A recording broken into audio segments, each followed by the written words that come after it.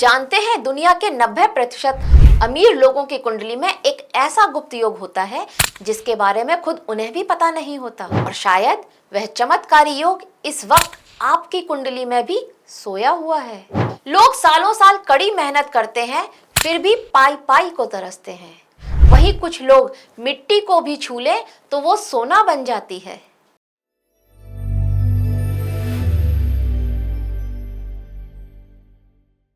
नमस्कार दर्शकों, स्वागत है आपका हमारे चैनल एस्ट्रो सारथी में, जहां हम ग्रहों की चाल, भाग्य के संकेत और समय के रहस्य को सीधा ज्योतिष की दृष्टि से समझने की कोशिश करते हैं, वह भी बिल्कुल सरल और साधारण सी भाषा में। मैं आचार्य शिवी आप सभी का हार्दिक अभिनंदन करती हूँ। अक्सर लोग मुझसे पूछते हैं, आचार्य जी क्या मेरी कुंडली में करोड़पति बनने का योग है? मैं बहुत मेहनत करता हूँ, लेकिन वो बड़ी सफलता कब मिलेगी मुझे? आज हम किसी ढकोसले या शॉर्टकट की बात नहीं करेंगे। हम बात करेंगे जन्म पत्री के उन 10 प्रमाणिक, शास्त्रीय और अचूक योगों की, जो अगर किसी व्यक्ति की कुंडली में सही रूप में मौजूद हो तो उसे फर्श से अर्श तक पहुंचा देते हैं, उसे करोड़पति अरबपति बना देते हैं। यदि आप ज्योतिष को गहराई से समझना चाहते हैं तो अपनी कुंडली खोल करके बैठिए। चलिए एक एक करके इन महायोगों और को वैज्ञानिक और शास्त्रीय दृष्टिकोण से समझने की कोशिश करते हैं। धन के मुख्य लाभ। देखिए, योगों को समझने से पहले आपको अपनी कुंडली के 3 सबसे महत्वपूर्ण घरों यानी कि भावों को जानना आवश्यक है। ज्योतिष में धन का विचार मुख्यतः 3 भावों से किया जाता है। सबसे पहला भाव द्वितीय भाव, इसको हम धन भाव कहते हैं। यह आपकी संचित पूंजी, बैंक बैलेंस और पैतृक संपत्ति को दिखाता है।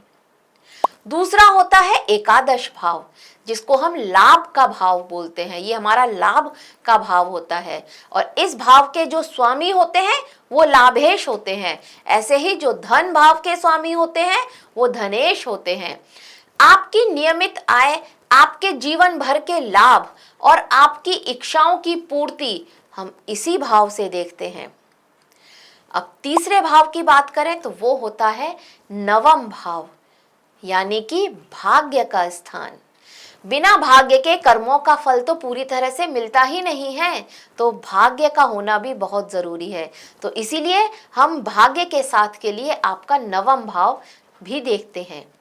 जब इन भावों के स्वामियों का केंद्र में, केंद्र मतलब जो पहला, चौथा, 7वां और 10वां भाव, इनसे, या फिर त्रिकोण, त्रिकोण मतलब पहला, 5वां और 9वां भाव, इन भावों से होता है, तब महान योगों का निर्माण होता है। एक बार फिर, अगर दूसरे, 11वें और 9वें भाव का स्वामी 1, 4, 7 भाव में या 1, 5, 9 भाव से इनका संबंध बन जाता है, तब कुछ महान योगों का निर्माण होता है। अभी शायद समझ में नहीं आ रहा होगा, आगे जब मैं योगों के बारे में बताऊंगी तब आपको ये क्लियर समझ में आएगा। चलिए अब सीधे चलते हैं पहले और सबसे शक्तिशाली योग के बारे में, चमत्कारी धन योग। सबसे पहला योग हम यहाँ पर लेंगे महालक्ष्मी योग। शास्त्रों में महालक्ष्मी योग को धन का सबसे बड़ा आशीर्वाद माना गया है। इसका निर्माण तब होता है जब कुंडली का धन भाव यानी कि दूसरे भाव का स्वामी, या धनेश बोलते हैं हम जिसको, ये एक ही होते हैं। तो धन भाव का स्वामी या दूसरे भाव का स्वामी और लाभ भाव या एकादश भाव, तो यानी धनेश और लाभेश एक साथ होकर के या तो केंद्र में या फिर त्रिकोण में, मतलब 1, 4, 7, 10 में बैठ जाएं या फिर पंचम और नवम भाव में बैठ जाते हैं। और अगर ये एक साथ होकर के बैठते हैं तो बहुत अच्छी बात है, युति बन जाती है इनकी, और तब इन पर कहीं से भाग्येश की यानी कि नवम भाव के जो स्वामी हैं उनकी दृष्टि पड़ जाती है, तो ये योग और भी शुभ हो जाता है। वैसे तो ये योग एक साथ बैठने से ही बन जाता है, पर अगर भाग्येश की दृष्टि पड़ गई है तो और भी शुभ हो गया है। और जिस व्यक्ति की कुंडली में यह महालक्ष्मी योग जागृत होता है वह अत्यंत वैभवशाली जीवन जीता है, उसके पास धन का प्रवाह कभी नहीं रुकता। ये योग हमें शाहरुख खान की कुंडली में दिखाई देता है। देखिए यहाँ पर मैं एक बात आपको बता देना चाहती हूँ, इसको डिस्क्लेमर ही समझिएगा। ये जो हम आपको बता रहे हैं कि ये योग इनकी जन्म पत्री में है, ये हमें इंटरनेट से जो डेटा मिला है हम उसके हिसाब से बता रहे हैं। तो ये योग हमें शाहरुख खान की जन्म पत्री में दिखाई देता है। अब बात करते हैं दूसरे योग के बारे में, जिसका नाम आपने सबने बहुत बार सुना होगा, जिसे कहते हैं गज केसरी योग। गज मतलब हाथी और केसरी मतलब शेर, तो हाथी के ऊपर शेर, गज केसरी योग। ये ज्योतिष का सबसे लोकप्रिय लेकिन सबसे गलत समझा जाने वाला योग है। देखिए, गज केसरी योग तब बनता है जब देवगुरु बृहस्पति और चंद्रमा एक दूसरे से केंद्र में होते हैं। मतलब बृहस्पति से चंद्रमा पहले, चौथे, सातवें या 10वें भाव में हो,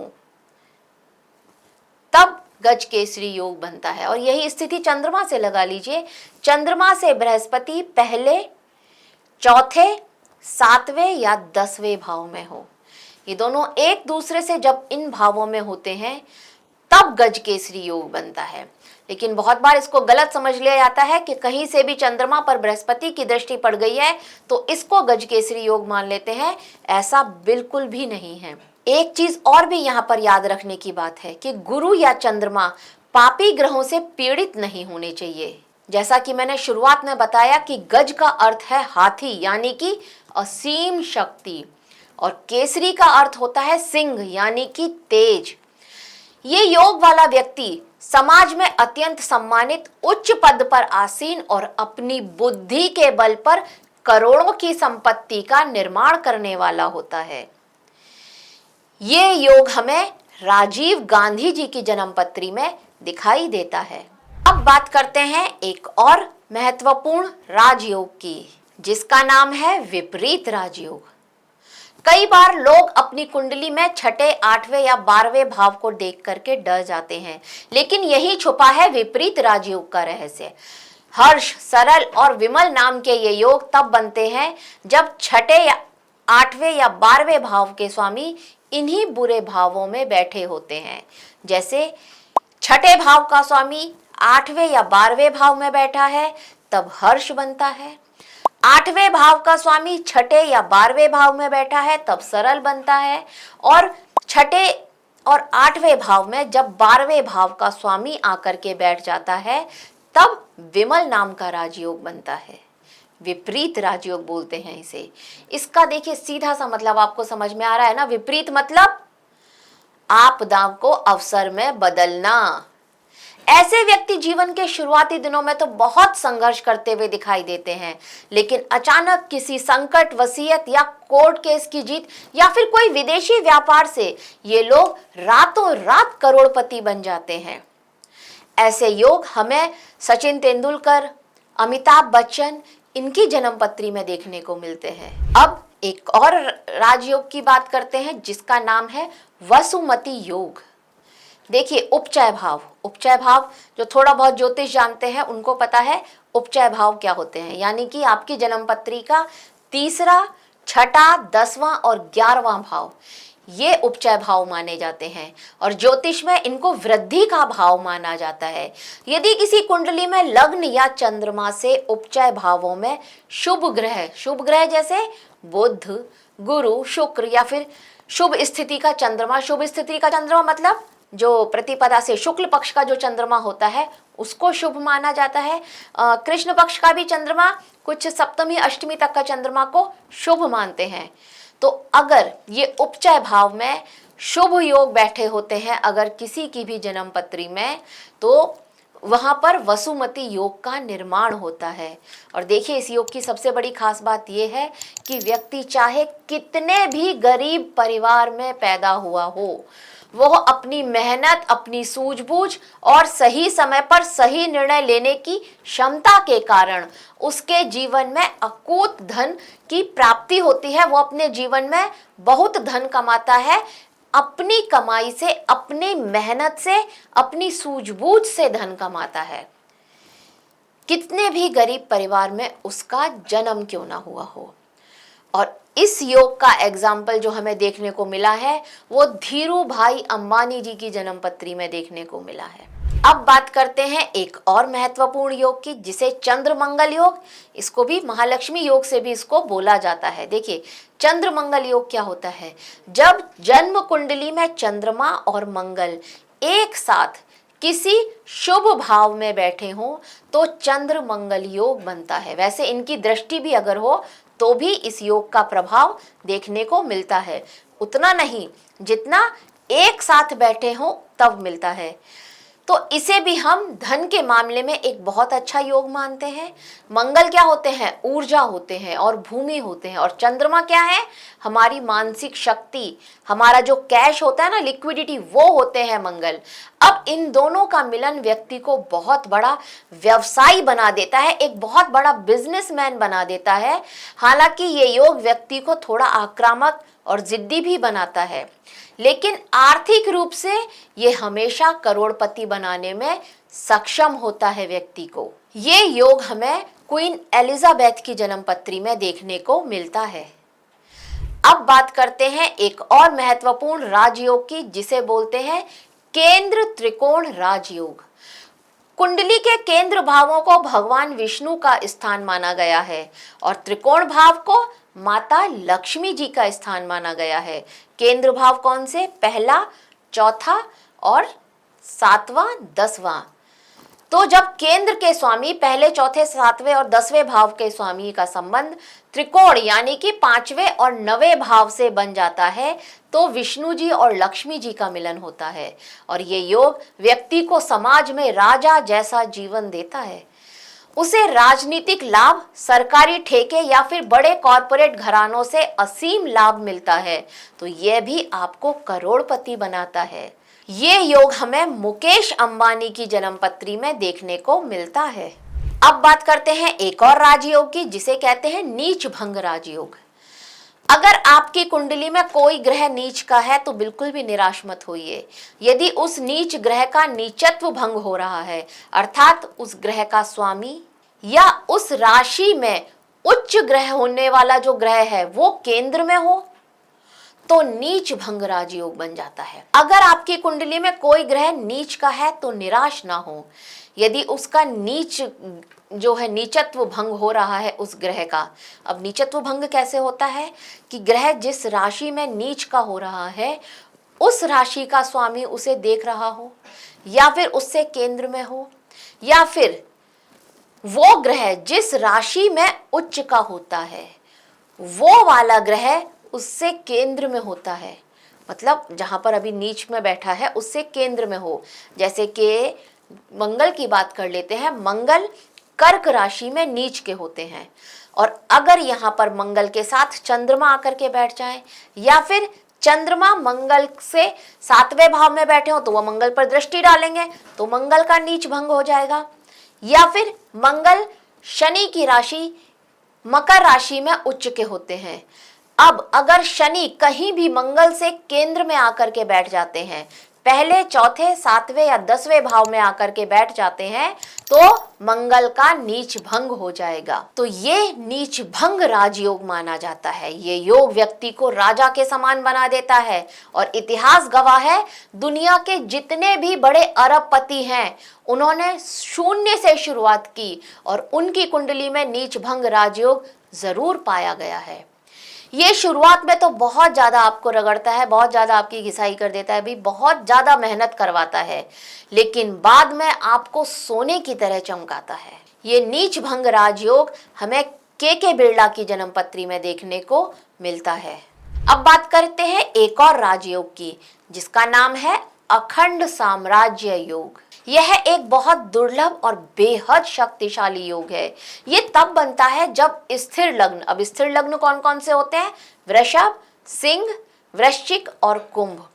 अगर आपकी जन्मपत्री स्थिर लग्न की है, इसमें नवमेश या जिसको भाग्येश बोलते हैं वो, नवमेश, लाभेश जिसको एकादश दशेश भी बोलते हैं, मतलब एकादश भाव का स्वामी, 11वें भाव का स्वामी या 9वें भाव का स्वामी, ये चंद्रमा से केंद्र में स्थित हो, और देवगुरु बृहस्पति दूसरे, 5वें या 11वें भाव में होकर के केंद्र में बैठे हों। देवगुरु बृहस्पति, यहाँ पर एक बार फिर से समझिएगा कि देवगुरु बृहस्पति दूसरे, पांचवें या 11वें भाव के स्वामी होकर के केंद्र में बैठे हों, तो नाम के अनुरूप ही ये योग व्यक्ति को पीढ़ियों तक चलने वाला धन देता है।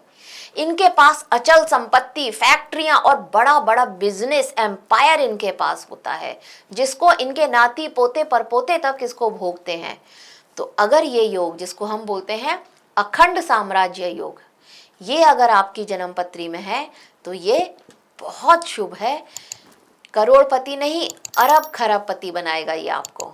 ये वाला योग भी हमें राजीव गांधी जी की जन्म पत्री में देखने को मिलता है। अब एक और राजयोग की बात करते हैं, जिसको आदि योग बोलते हैं। आदि योग दो प्रकार के होते हैं, लग्नादि और चंद्रादि, मतलब लग्न से बनने वाले और चंद्र से बनने वाले। यदि लग्न या चंद्रमा से छठे, सातवें और आठवें भाव में शुभ ग्रह, अब शुभ ग्रह कौन से, गुरु, शुक्र, बुध, ये बैठे हों तो आदि योग बनता है। ये योग व्यक्ति को नेतृत्व क्षमता देता है। ऐसे लोग बड़े बैंकों के गवर्नर, बड़े राजनेता या मल्टीनेशनल कंपनियों के सीईओ बनते हैं। धन इनके पीछे पीछे भागता है। ये योग हमें बिल गेट्स की जन्मपत्री में दिखाई देता है। और अब अंतिम योग भैरी योग की बात करते हैं। देखिए, जब कुंडली के नवम भाव का स्वामी मजबूत हो, यानी कि भाग्य भाव का स्वामी मजबूत है, कुंडली के लग्न, द्वितीय, सप्तम और द्वादश भाव, 12वां भाव में शुभ ग्रह स्थित हो, तो भैरी योग का निर्माण होता है। इस योग में जन्म लेने वाला व्यक्ति दीर्घायु होता है और उसके साथ साथ कला और संगीत का प्रेमी होता है, इसमें निपुण होता है और धार्मिक कार्यों के माध्यम से या बड़े धार्मिक ट्रस्ट से जुड़ करके विश्व प्रसिद्ध और अत्यंत धनवान बनता है। ये योग हमें रामकृष्ण परमहंस की जन्मपत्री में देखने को मिलता है। ये तो रहे सारे योग। अब ये जानते हैं कि ये योग अगर आपकी जन्मपत्री में हैं तो ये फलित कब होंगे, योग फलित कब होते हैं। दर्शकों, अभी मैंने आपको 10 दिव्य योग के बारे में बताया। हो सकता है आपकी कुंडली में इनमें से 2 या 3 योग मौजूद हों, लेकिन आप सोच रहे होंगे कि आचार्य जी तो कह रही हैं कि योग है, पर मैं तो अभी भी संघर्ष कर रहा हूं, ऐसा क्यों है। तो कुंडली में योग होना केवल एक संभावना, एक प्रोबेबिलिटी होती है। वो योग फलित कब होंगे, इसके लिए भी 3 शर्तें पूरी होनी जरूरी हैं। क्या, देखिए, सबसे पहली शर्त, दशा और अंतरदशा। आपके जीवन में सही समय पर उस ग्रह की महादशा या अंतरदशा आनी चाहिए जो योग बन रहा है आपकी जन्मपत्री में। अगर बुढ़ापे में योग की दशा आएगी तो उसका लाभ आपको कम मिलेगा। युवा अवस्था में या कर्म जब आप काम करते हैं उस समय में उसकी दशा आती है, तब आपको वो करोड़पति बनाती है। दूसरी शर्त क्या है, ग्रहों का बल। अब देखिए, योग बनाने वाले ग्रह अगर बाल अवस्था में या मृत अवस्था में हैं तो ये तो बहुत कमजोर हो गए। इनकी डिग्री के अनुसार इनको मजबूत होना चाहिए। वे राहु, केतु या सूर्य से अस्त नहीं होने चाहिए, तभी आपको इन योगों का पूरा पूरा फल मिलेगा। तीसरी शर्त यहाँ पर यह है कि वर्ग कुंडली, मतलब जो हमारी वर्ग कुंडलियां होती हैं उनमें देखा जाए तो लग्न कुंडली के साथ साथ हम D9, जिसको हम नवांश कुंडली भी बोलते हैं, उसमें भी ग्रहों की स्थिति को मजबूत होना चाहिए। भाई देखिए, इसी का मतलब यहाँ पर जब हम ज्योतिष में ये मानते हैं कि जो हमारी लग्न कुंडली है ये अगर हमारा शरीर है, तो जो D9 कुंडली है, नवांश कुंडली है, ये इस शरीर की आत्मा है। यदि लग्न में तो ग्रह उच्च का है और नवांश में नीच का हो गया तो योग अपना पूरा फल नहीं दे पाएगा। इसीलिए केवल सतही तौर पर कुंडली को देख करके खुश या फिर दुखी ना हो, इनका सूक्ष्म विश्लेषण जरूरी है। अगर आपकी कुंडली में योग कमजोर है तो शास्त्रों में उनके उपाय भी बताए गए हैं। मंत्र, साधना, सही रत्न धारण करना और सबसे बढ़ चढ़कर अपना पुरुषार्थ और कर्म, क्योंकि भगवान श्री कृष्ण ने भी गीता में कहा है, कर्म के बिना भाग्य भी अधूरा है। आप अपनी कुंडली उठाइए और देखिए कि क्या इनमें से कोई योग आपकी कुंडली में है। अगर आपको अपनी कुंडली देखने में कोई परेशानी आ रही है तो आप हमसे कांटेक्ट कर सकते हैं, अपनी कुंडली का विस्तृत और वैज्ञानिक विश्लेषण करा सकते हैं। नीचे दिए गए नंबरों पर आज ही कॉल करें, कांटेक्ट करें, डीएम करें और अपनी कुंडली में पता लगाएं कि ये योग है या नहीं है, और अगर है तो ये कब फलित हो रहे हैं। तो दर्शकों, आशा करते हैं हमारे द्वारा दी गई ये जानकारी आपको अच्छी लगी होगी। अगर अच्छी लगी है तो हमारे वीडियो को लाइक करें, शेयर करें और हमारे चैनल एस्ट्रो सारथी को सब्सक्राइब करें। माता लक्ष्मी जी की कृपा आप सभी पर बनी रहे, ऐसी हम कामना करते हैं। नमस्कार।